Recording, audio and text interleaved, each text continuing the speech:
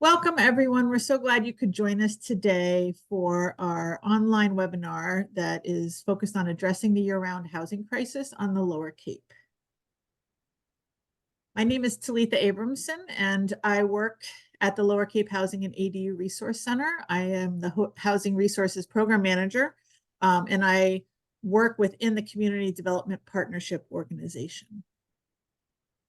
I'm Ellie Zucker. I work for Homeless Prevention Council, and we are working in partnership with Community Development Partnership on the Lower Cape Housing and ADU Resource Center.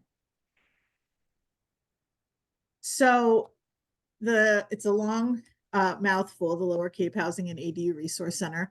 We are two organizations, both based in Orleans, and we have a long history of both tackling the housing issue in different ways, but in collaborative relationships. So the Community Development Partnership is a CDC, otherwise known as a Community Development Corporation, that is focused on broadly affordable and community housing through developments and rental housing, as well as housing advocacy efforts that we do throughout the Lower and Outer Cape, the 8 towns that comprise that area. We also have a really strong business and credit department that looks at how we can support launching and growing small businesses in our area. As Talitha mentioned, Homeless Prevention Council and Community Development Partnership have both been serving the Lower and Outer Cape for over 30 years and working collaboratively for much of that time.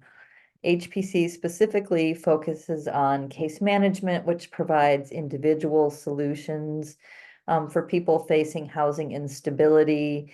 We provide different types of supports for housing stabilization, which I'll be talking about a little bit more in depth shortly, as well as services for landlords and tenants. We help administer rental assistance programs for the towns of Dennis, Eastham, Wellfleet, Truro, and Provincetown.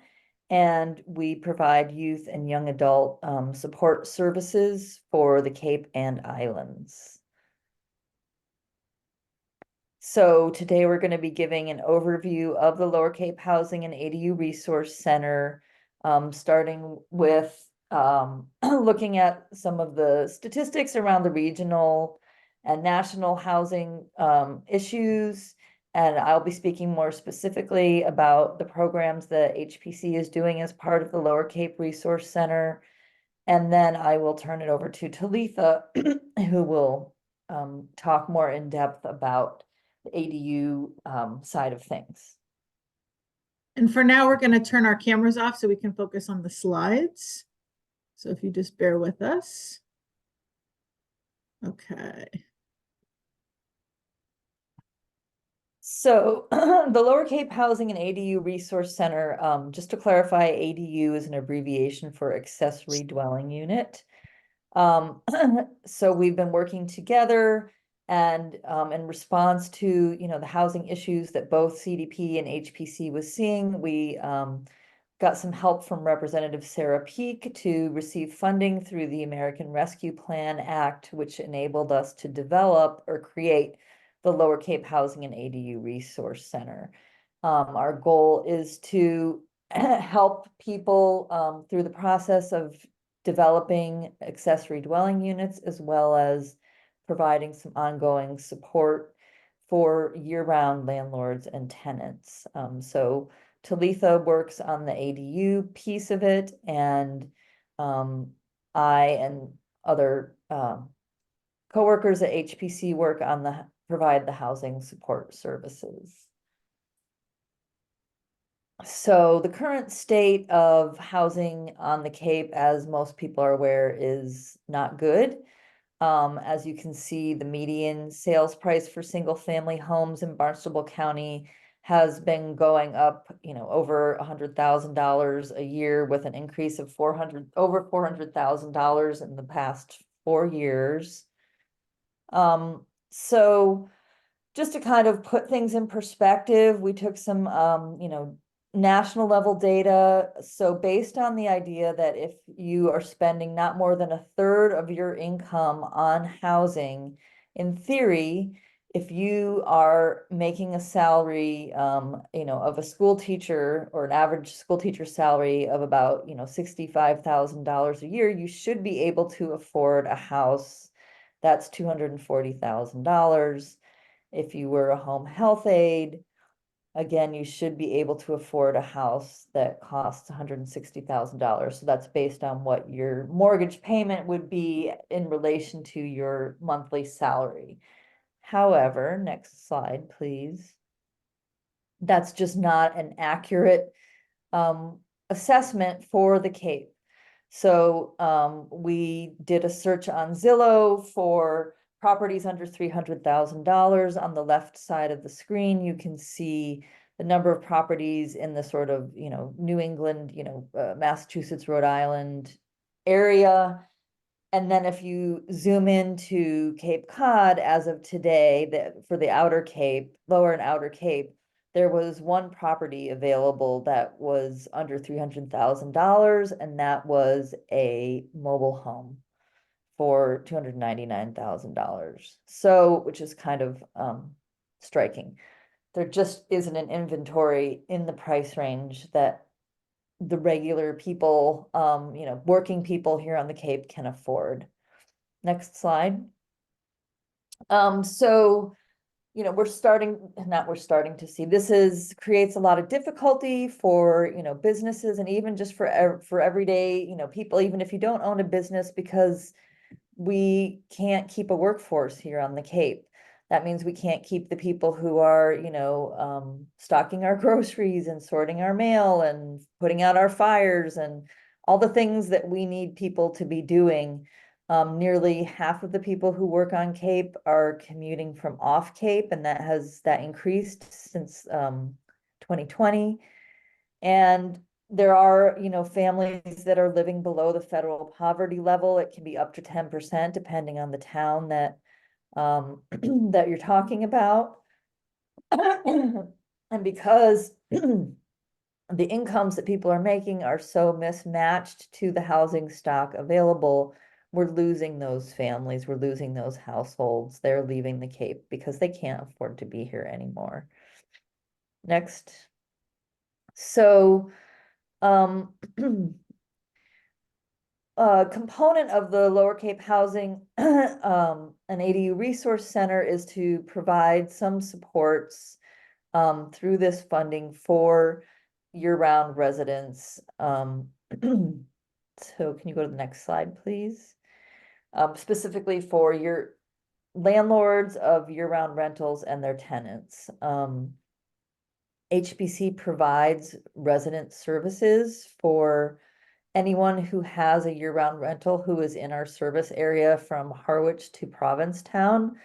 So what that means is if you're a landlord for a year-round rental, and there's an issue where, your tenant isn't able to make a rent payment, or there's some misunderstanding about the terms of the lease, or not necessarily legal things, but more like just sort of logistical questions, we invite you to call HPC to get support for that.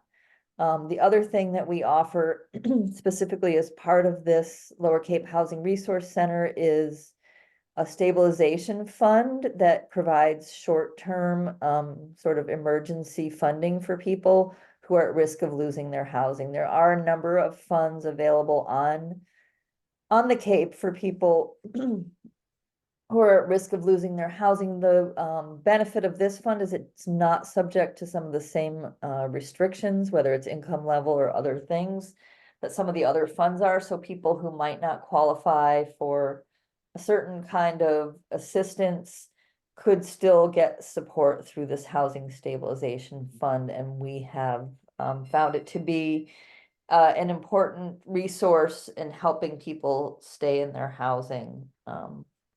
Next slide. There are also some online resources available on the Lower Cape Housing and ADU Resource Center website, which we will share at the end of the presentation, connecting you to some, government Massachusetts resources related to requirements for landlords, things that people should know when they are thinking about or are already renting a property, either as a landlord or a tenant.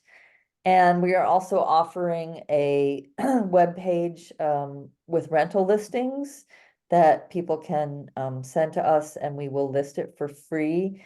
One of the goals of this was to provide a space where verified rentals were listed, because there have been concerns that people have raised about either listing or finding listings on other websites where they feel like it's maybe not secure, it could be a scam. So this is a way to provide a safer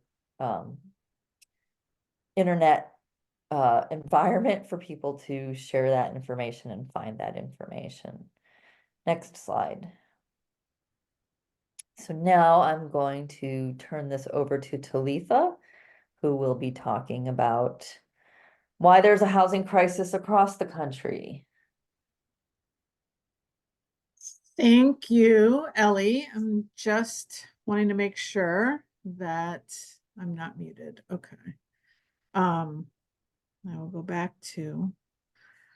So the Cape is kind of its own little ecosystem, but we're not alone in that there's many things happening across the country that are causing housing prices to soar and housing stock to not match the needs of those who are searching for housing. So this was an interesting fact that I did not know about, that by the year 2030, 73% of the households in the United States will have no children. That's either they are a older population that has already kind of launched their children, or it's a younger population that has yet to have children or choose not to have children. But in any case, you combine those two and 73% of the population will be living in a house that does not have kids by the year 2030. The issue of knowing that stat is that our housing stock, what houses are out there right now, do not match the needs of the current household size. So 35% of our households right now have two people in them, and 29% of the households have one person living alone. If we were to extrapolate and assume that a majority of those two people living together were a couple sharing one bedroom, then you adding those numbers up, 64% of our population likely only needs one bedroom.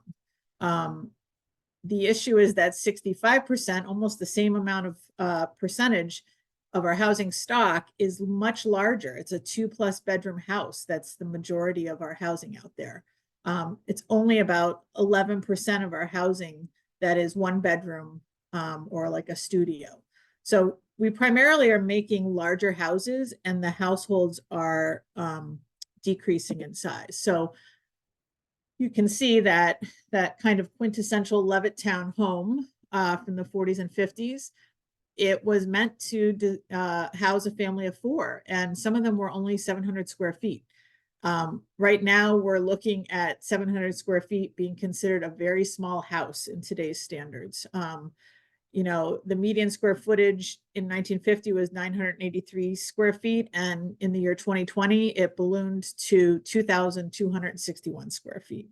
So we have definitely grown over the generations in terms of what we think a typical house size is, but it's then causing us to have very little on the market that is affordable and usable in the way that people need it to be.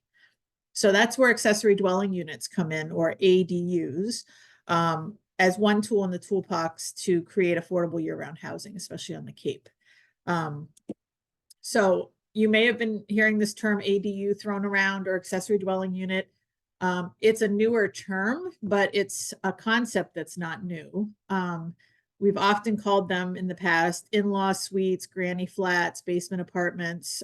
Depending on if you're in like the Southwest, it could be a casita, a garage studio, a backyard bungalow, alley flats in the Midwest, carriage houses, artist studios. There's a whole host of names, and we have had these for a really long time.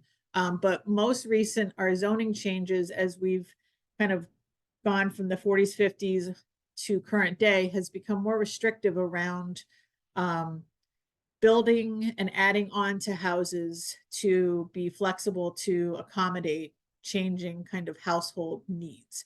We've become much more restrictive in the zoning, and so ADUs have actually become very impossible to build in today's standards with today's zoning.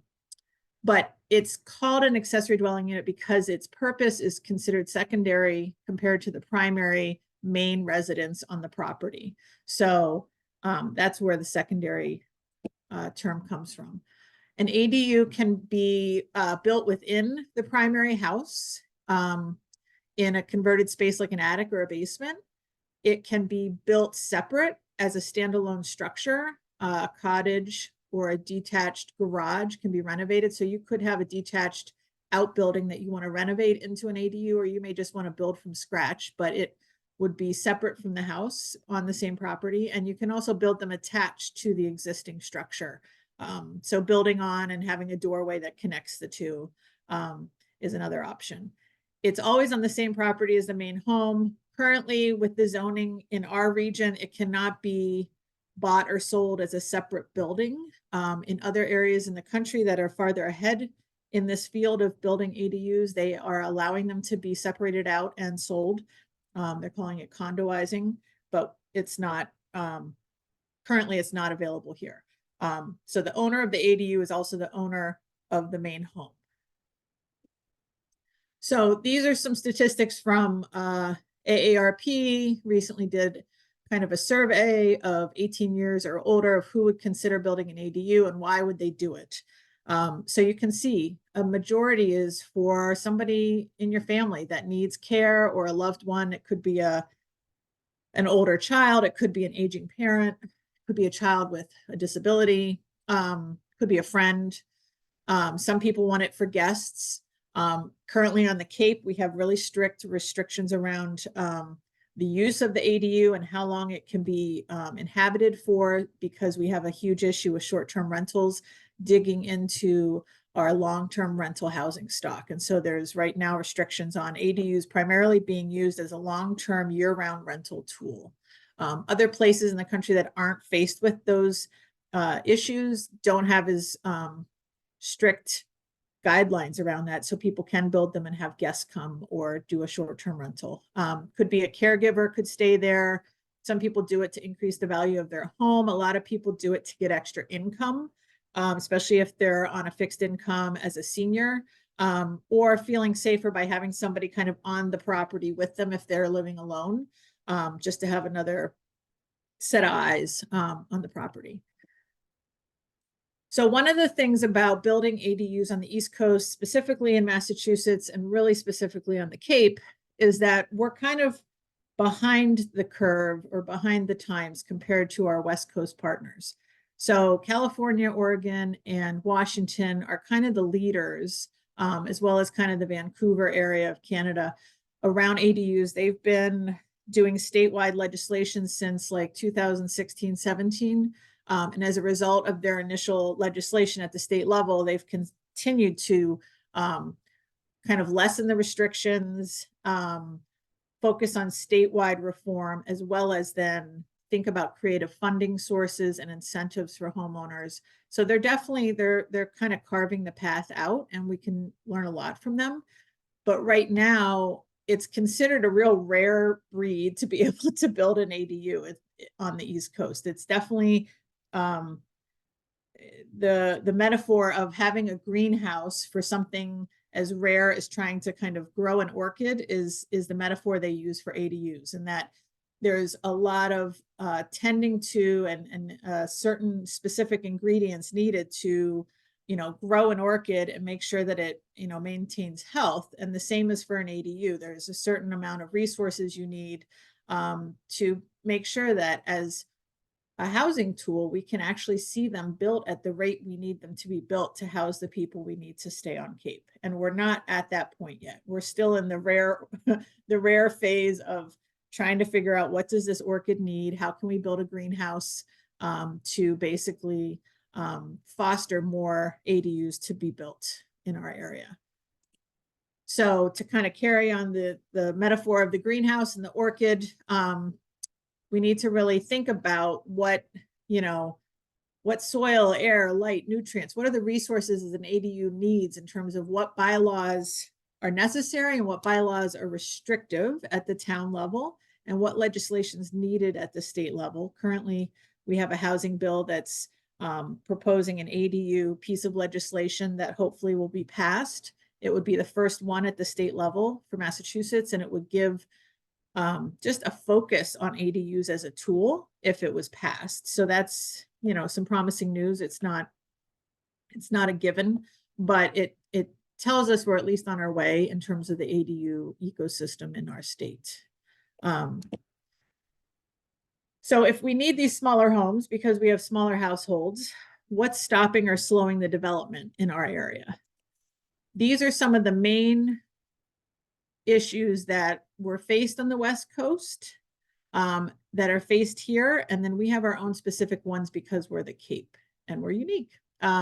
So restrictive bylaws, like I talked about, whether that's a minimum lot size, whether that's setbacks, how far from your property line can you start to build something, whether that's lot coverage, which means, you know, how much of your lot can be covered by a residential build percentage wise. There's a lot of things within bylaws that can be really tricky and cumbersome for an average homeowner or a builder to abide by.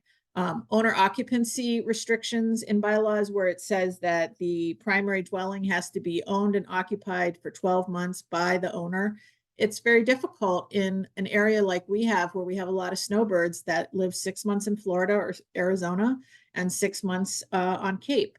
That cuts out all of those people that do not live here 12 months out of the year as being part of the solution. If we have a homeowner that lives in Florida but wants to be able to build an ADU, so that person in the ADU lives there year round and looks after their property while they're in Florida, and that provides housing for another person year round, that should be an opportunity. But right now we have a lot of restrictions still around owner occupancy.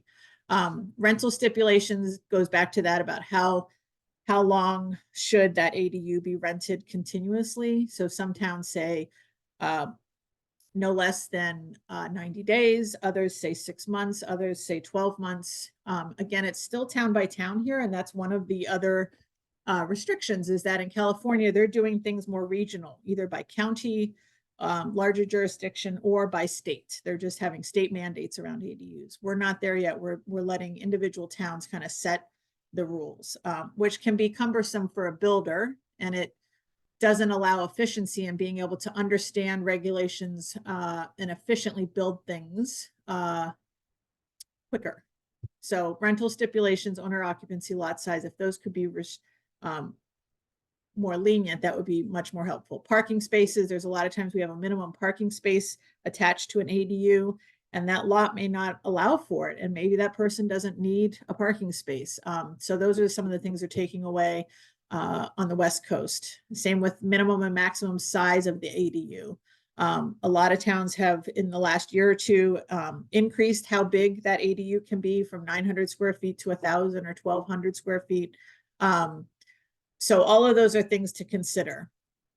Construction costs across the board after COVID. The supply chain issues really ramped up the costs nationwide. There are pre-permitting fees that are costly, that can really be a hurdle for some people, whether that's doing a site survey on your property, whether that's engaging a septic designer to figure out if septic is an issue.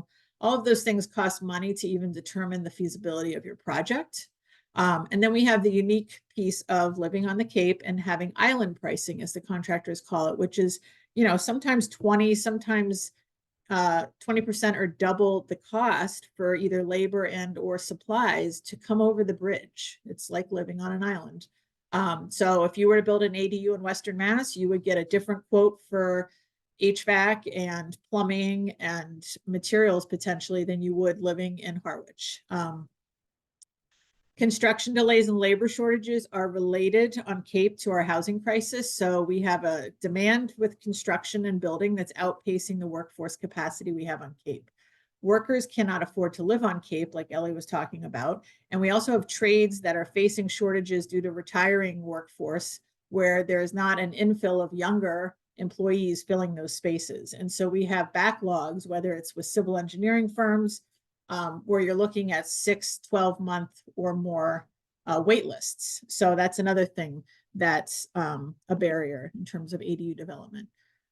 Financing can be a challenge. ADUs are not mainstream enough yet to generate diverse funding options or creative funding options, at least not on the East Coast as much.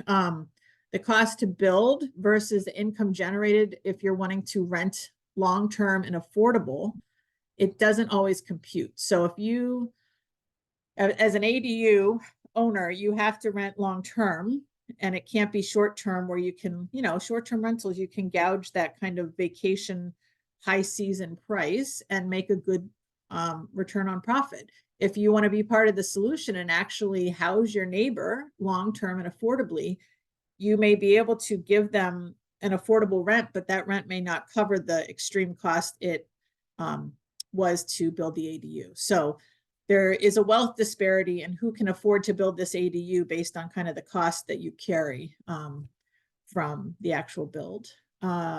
Wastewater is another unique challenge, not specific to us, but that is very much, I think, exacerbated by our current water quality, water pollution issues on Cape. A lot of people rely on septic across the country, but we primarily rely on septic. And so as we face Title V regulations designed to help us clean up our environment and our waterway, there are stricter regulations around septic and sewer, and most of those cost more money for the homeowner. And so whether you have to upgrade your septic to a regular new septic system, or whether you have to install what's called an IA system, which is an innovative alternative system, all of those cost money. It could be anywhere from $15,000 to $45,000 to $100,000, depending on your property and depending on the option that you are mandated to install. If you're in a town that's getting a sewer hookup, there are costs involved with that, whether that's the taxes you're paying for the actual project overall, and then there's the betterment cost to hook your house up to the sewer. Then there's the design and the install of kind of the sewer infrastructure at your house. All of that is money you need to figure out how much that's going to cost in addition to the build of the ADU. There is a third pathway that people primarily in the Upper Cape, in the Falmouth region, are exploring, called eco-sanitation. And it's not regulated as a mainstream option right now from the Department of Environmental Protection, but they are looking to pilot it in Falmouth and possibly Mashpee, Bourne area as a potentially cheaper, more ecologically sound wastewater alternative. And so that's something to keep your eyes open for.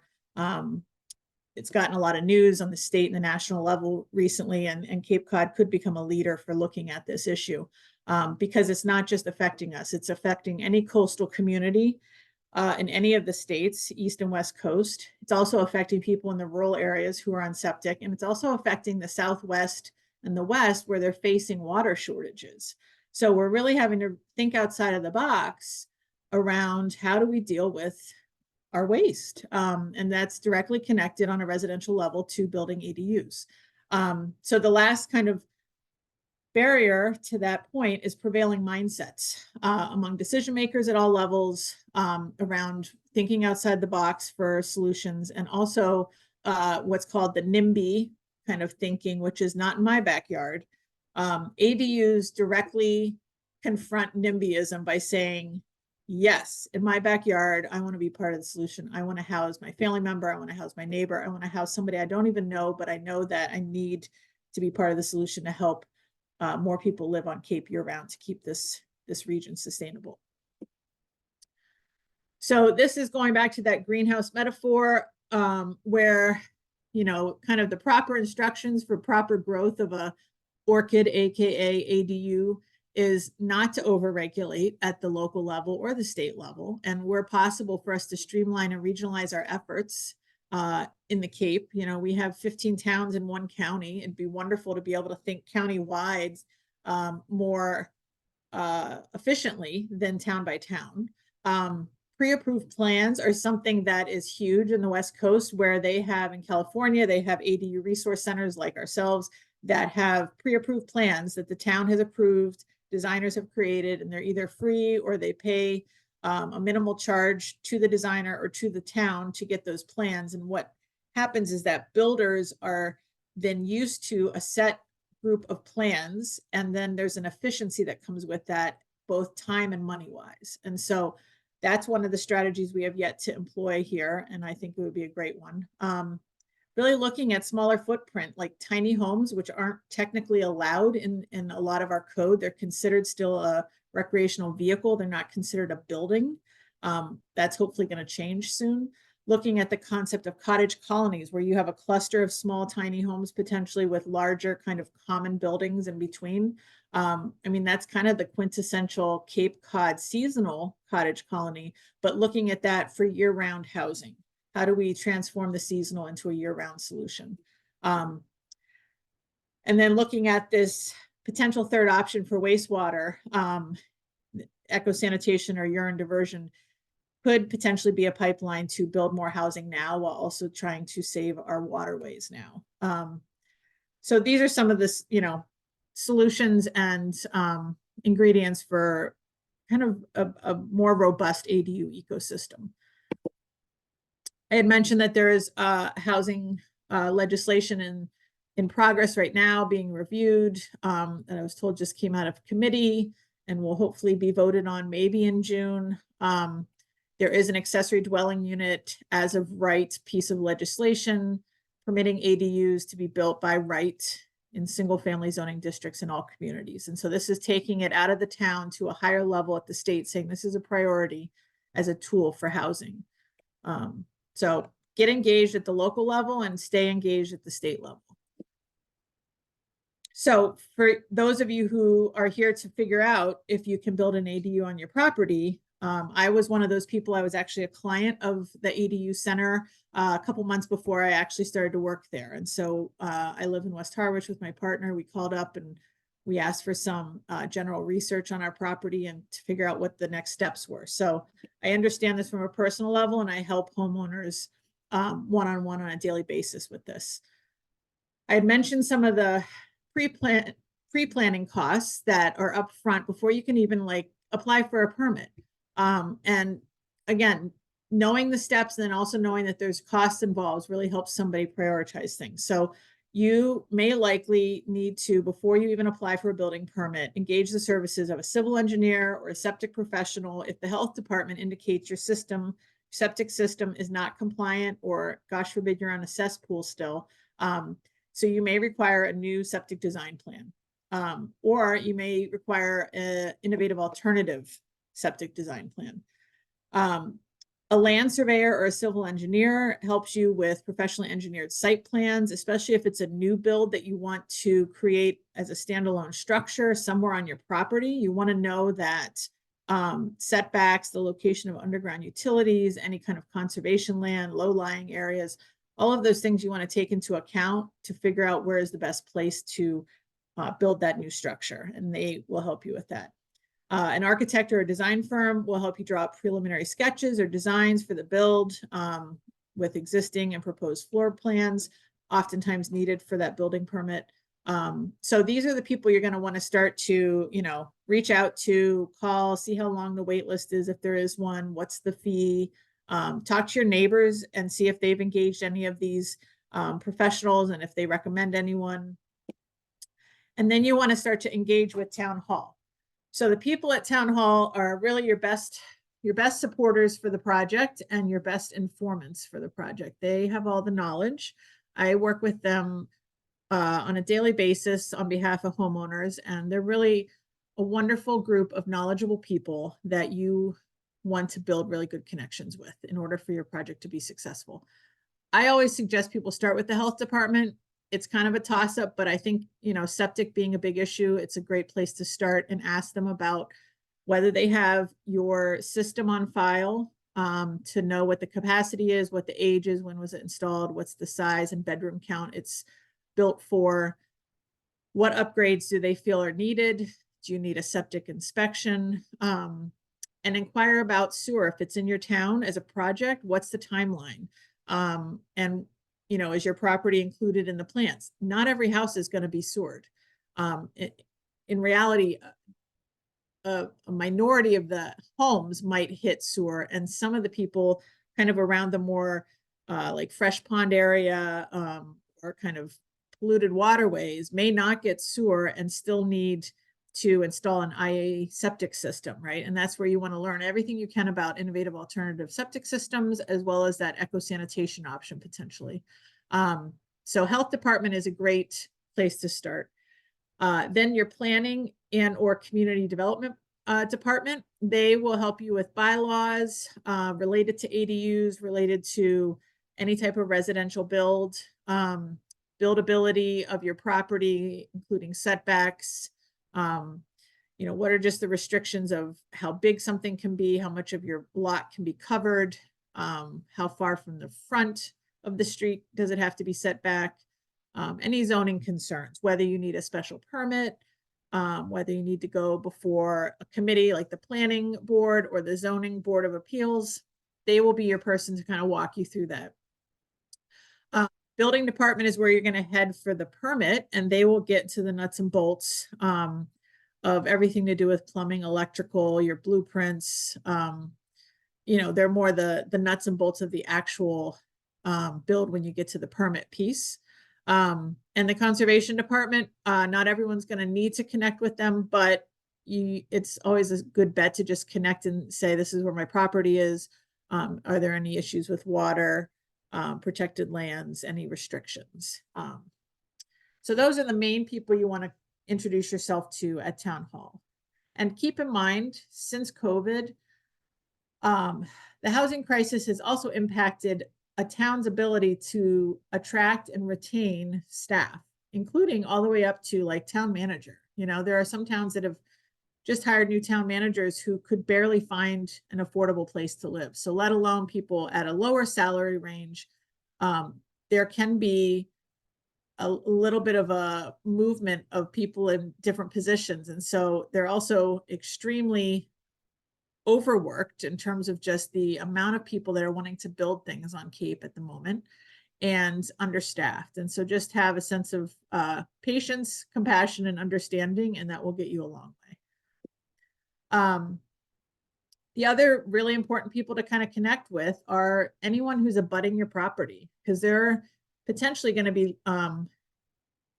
informed of your project, and you would want to inform them before the town sends out a postcard or an announcement. That's kind of the worst way to have your neighbor be informed of the project. From the very beginning, in a warm and welcoming way, just and enthusiastic too. Introduce yourself if, gosh forbid, you don't know your neighbor, and really talk to them about why you're building the ADU. Is it to house your child? Is it to house your aging mother? Is it to house a friend? Is it simply to be part of the solution? If you lead with that, I think it takes the scariness out of, oh my gosh, somebody's building next door to me. And it's more about, okay, this is part of keeping our community vibrant year round. So speak to your neighbors, speak to other homeowners who have built ADUs in your town or the vicinity, and learn from them. There's so many things that they probably wish somebody had told them sooner, or referred them, or told them, don't worry about this. Get firsthand knowledge from people who have built ADUs. Start to talk to lenders. We have a lot of local banks that are actually ahead of the curve from the rest of the country that thankfully the Cape has really stepped up, whether it's Cape Cod 5 or Siemens Bank or the Coop or First Citizens. A lot of them have ADU specific products, and a lot of them were ahead of the national curve of looking at, rental income that you could derive from an ADU as being part of your application and qualification process. So definitely start to just compare and contrast the different lenders and their products and ask them questions. And they'll also help refine your vision for your project. Civil engineers and surveyors, get to them now. They are the biggest field that has long wait lists. If you think you're going to need a survey of your site, definitely start to talk with different companies around. And some people will find people off Cape. and see if they have, the interest to come on Cape and do a project. Sometimes they're cheaper and sometimes they just have less wait times. And so that's something else to investigate. And builders, start to look at design build firms, construction companies, modular companies, however you're wanting to, what route you're wanting to take, start to investigate, compare and contrast what the options are. So what to know before starting the design process? Here's a question I didn't add into the slide, but I think it's an important one. Sometimes you don't even need an ADU.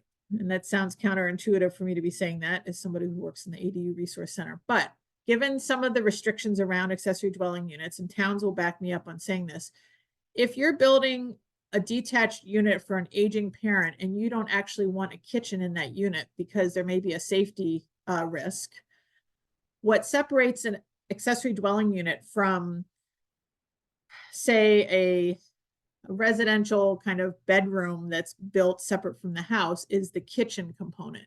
And so some towns will have regulations that say you can build what's called an accessory residential unit or a guest cottage or a caretaker's cottage, which essentially means, or an artist studio, it's a building that may have the ability to have somebody sleep in it and even go to the bathroom, but there's not a kitchen, there's not a stove or an oven.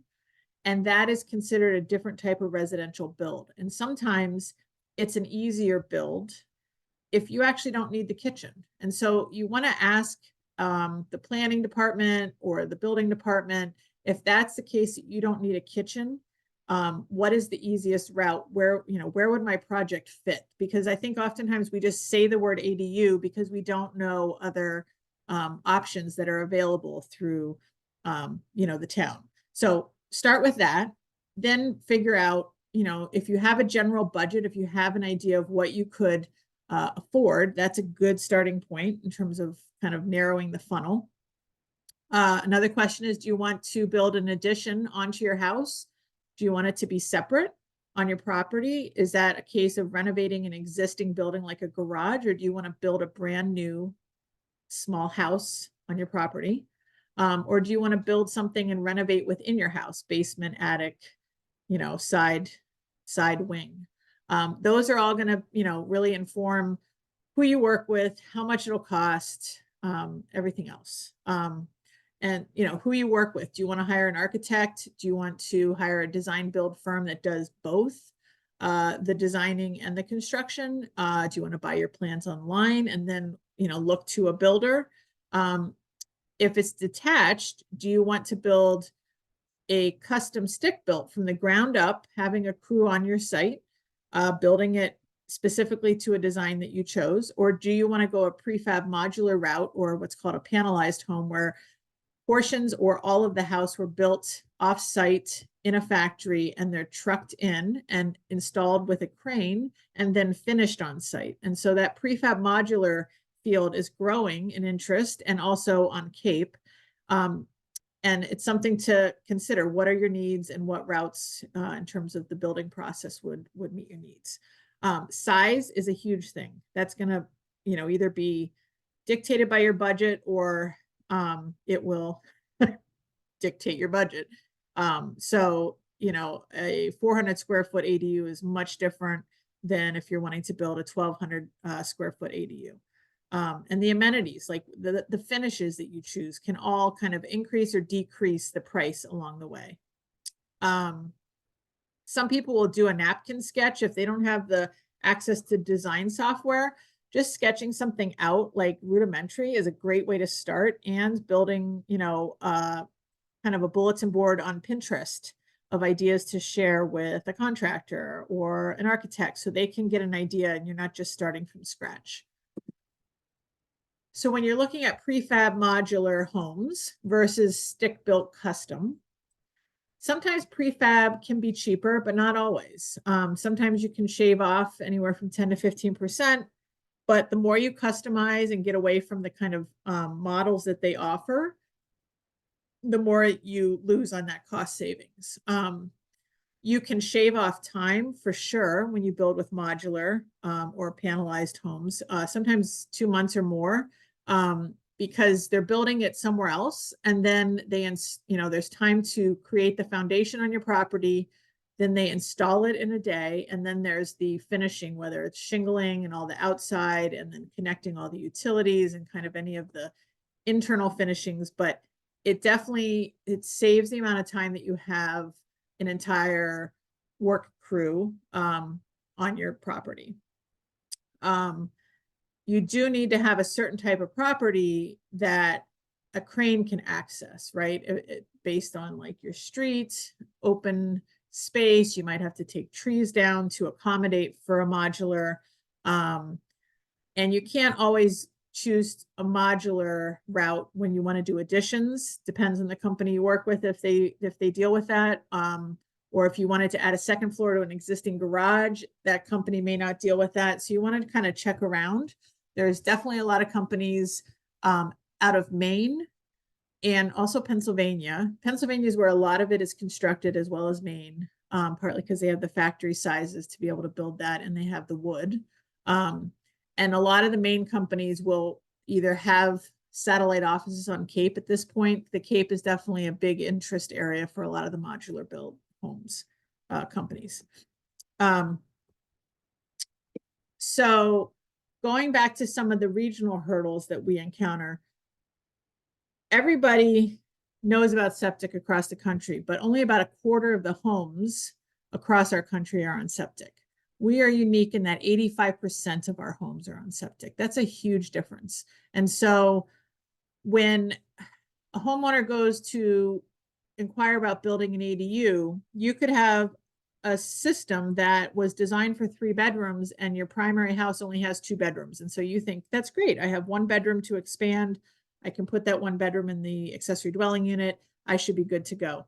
You always need to check with your town. Each town is responsible for interpreting the guidelines set forth by the DEP called Title V.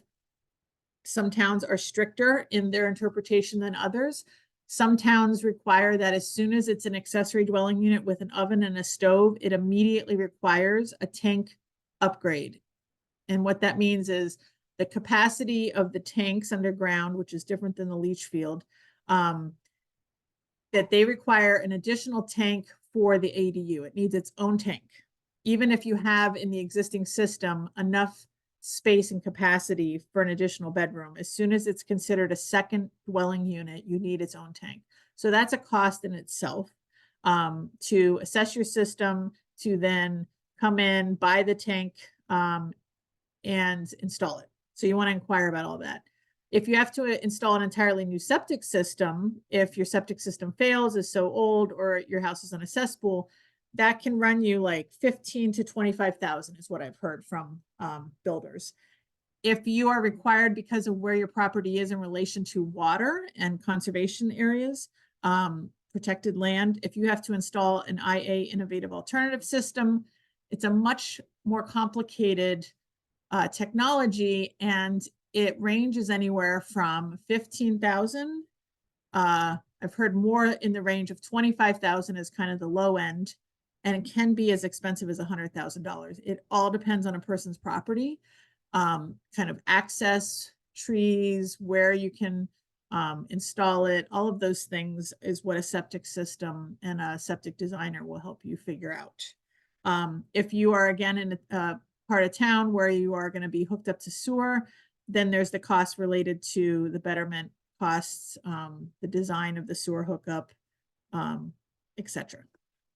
So wastewater, I think, is by far the biggest hurdle, if not second, to cost to build at this point.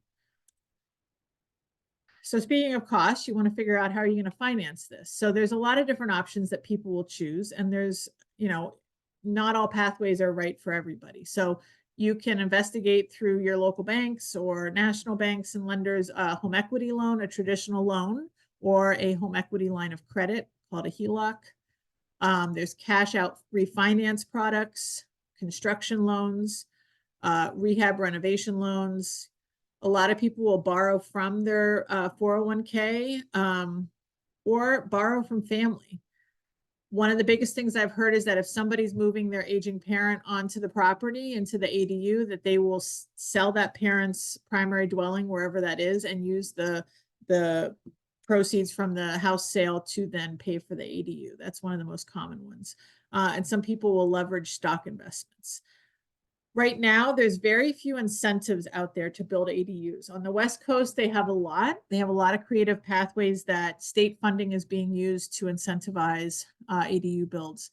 Right now, on Cape and statewide, we have almost nothing.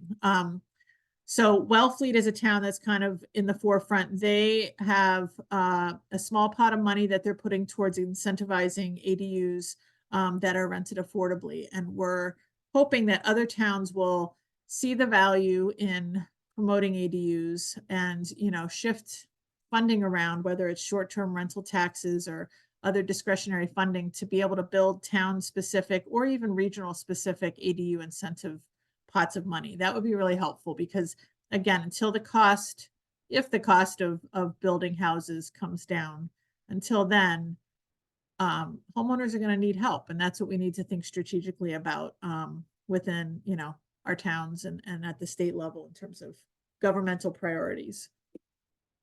So here at the ADU Resource Center, what I do is really work one-on-one with homeowners and also with town staff. I service the 8 lower and outer Cape towns from Harwich and Brewster all the way up to Provincetown. Homeowners can call me up or send me an email if they're interested in finding out about their property in relation to ADUs, and I can do some research basically. And so I provide technical assistance on kind of walking them through the big picture, similar to what I just did here around the overall building process, going more into steps and details around the bylaws in the town, permitting process, the nuts and bolts, understanding health and Title V regulations, just knowing what questions to ask, where to go, and a resource list that I keep an update on our website of anyone from contractors to architects, site surveyors, lenders, septic installers, things of that nature. So I really just try and demystify the process. Again, I was, somebody who reached out to the center back in December of 2022. And so I understand kind of just this, it's like a nebulous, not even know where to start process. And so I want to hold people's hands through it as best I can. So one of the things that I'll do is look at your property on public records, look up your property card or field card. And if I have your permission, I can talk to the health department, the planning department, and get specifics about your property. And I input them into a report that I have that is specific to your property, but also to the town and all of the bylaws and kind of the regulations. And so it ends up being about a 10-page report that I can share with you. And the page on the right has a listing of all of the different primary documents that I include with the 10-page report. So anything that I've found or my predecessor found on town websites that are related to building, permit information, zoning, I will compile all of that and include it as an attachment in the email. And that way you don't have to go searching for things on town websites. So it's a really handy first kind of foundational step. It's like you can start a binder with this report and kind of go from there and tackle the different steps that we outlined. So I think it's a really good resource, and it's free. So it's a free service that we offer. So if you're interested in that, gaining more research on your property and whether it's feasible, you can go to www.lowercapehousing.org/ADUs, plural, ADUS. If you go to lowercapehousing.org/ADUs, there should be, you can see on the right, a screen where it says general inquiry form. Click here, and that will send you to a form you can fill out, and that will email me with your information, and I'll be in touch within 1 or 2 days to have a brief phone call and learn more about your project and then get to work researching your property. This QR code, you can also scan that and go to the inquiry form. And once you're on that website, you'll see that we have under ADU resources, a ton of resources related to, like I said, anything to do with site engineers, architects, eco-sanitation, septic and sewer, express modular builders, lenders, the 101s on ADUs, bylaws, you name it. I'm trying to update that as much as I can as a resource. And so it's a great place to start. And this is just a little bit of information about Wellfleet and their incentives post-construction. So once you've finished an ADU, you can apply to Wellfleet if the funds are still there to be eligible for a forgivable post-construction loan of $10,000 each if you meet the qualifications. And so you can go to wellfleethousing.org, and there's an accessory dwelling loan program application on the right-hand side of wellfleethousing.org's website for more information. We're hoping that more towns will follow in their footsteps and, devote some funds to incentivize ADUs. Nice work, Wellfleet. So next steps, if you want to learn more about either what Ellie shared regarding HPC's support for tenants and landlords, you can go to lowercapehousing.org to find out about their work as well as ours.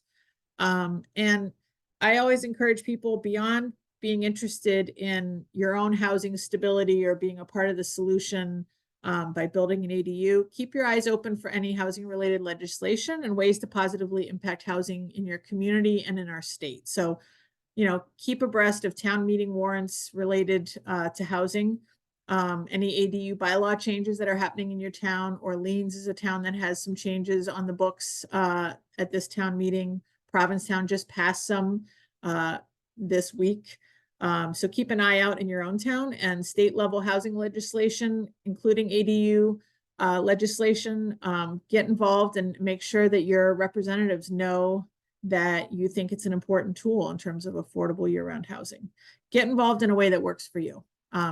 We're excited that you're interested in learning more. We need more and more homeowners to really be concerned about the housing crisis and figure out how to be a part of the solution. So we really appreciate you joining us today.